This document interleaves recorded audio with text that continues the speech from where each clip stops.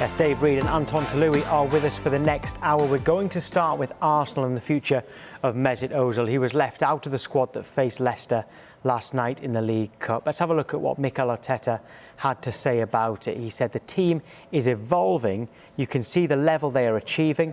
We are picking the players that we believe are the best for each game. It's very difficult every week, not just for Mesut, but for some other players as well to make the squad. I try to select the players that are, in my opinion, in better condition. OK, so it's good morning to Dave and to Anton. Anton, there doesn't seem to even be any links with Mesut Ozil about him leaving the club. Does that surprise you? To be brutally honest, Tom, I don't understand how clubs can be interested in Mesut Ozil at the moment. Look, because signing him is a risk. It's not because of his track record. It's not because I'm saying he doesn't have any ability. It's because he's on such high wages. Mesut Ozil hasn't kicked a ball in 6.5 months. The once mercurial magician only chipped in with 1 goal and 2 assists in 18 Premier League games last season. In those 18 games, there were only 5 wins for Arsenal. Now, football is a what have you done for me recently business. Pedigree, past success, that all goes out the window pretty quickly. Clubs will look and ask, what has Mesut Ozil done recently? The answer is not that much. And at more than £300,000 a week, that is a risk clubs are not willing to take. Yeah, Arsenal fans, get in touch using the hashtag TransferTalk. I suppose the same question to you, Dave. I mean, as Anton says, no one's doubting his ability, but there could be a deal out there, but there doesn't even seem to be any interest in him.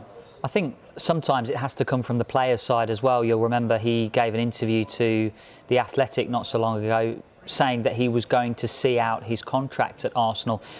From Mikel Arteta's side and Arsenal's side, yes, I think in an ideal world they would be able to alleviate Mesut Ozil from their books over this summer transfer window. But as Anton quite rightly points out, the wages are an issue for other clubs.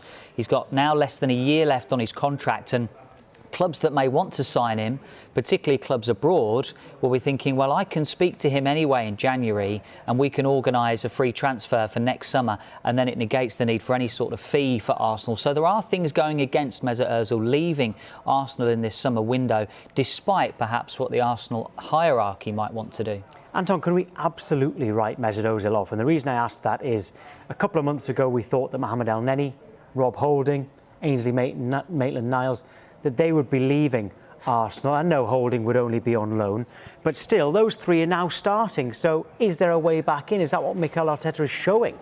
I think so. Look, one thing I'd love to see is players backing themselves to make it at the clubs that they love. That's why Dean Henderson is still a Manchester United player. That's why some Liverpool fans would be disappointed to see Ryan Brewster potentially leave. Look, we all know El-Neni, Holding, Maitland-Niles have opportunities to play elsewhere, and they simply have to ask themselves one simple but pretty massive life question. What truly makes them happy? Is it simply being a Premier League player, backing yourself to make Arsenal pretty much regret letting you go? And that's absolutely fine. That's a strong motivating factor.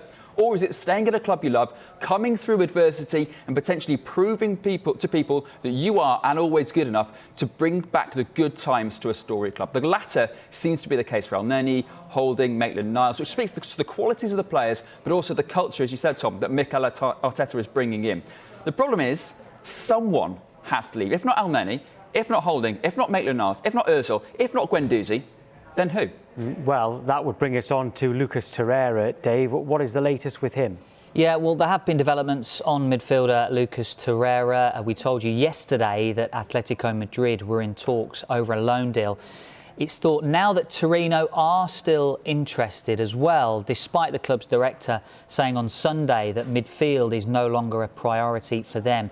Now, what puts Torino at an advantage is that their current head coach, Marco Giampaolo, actually managed Torreira at Sampdoria. That's where the interest remains. The manager still wants to pursue a deal. It would be a permanent deal worth around £22 million.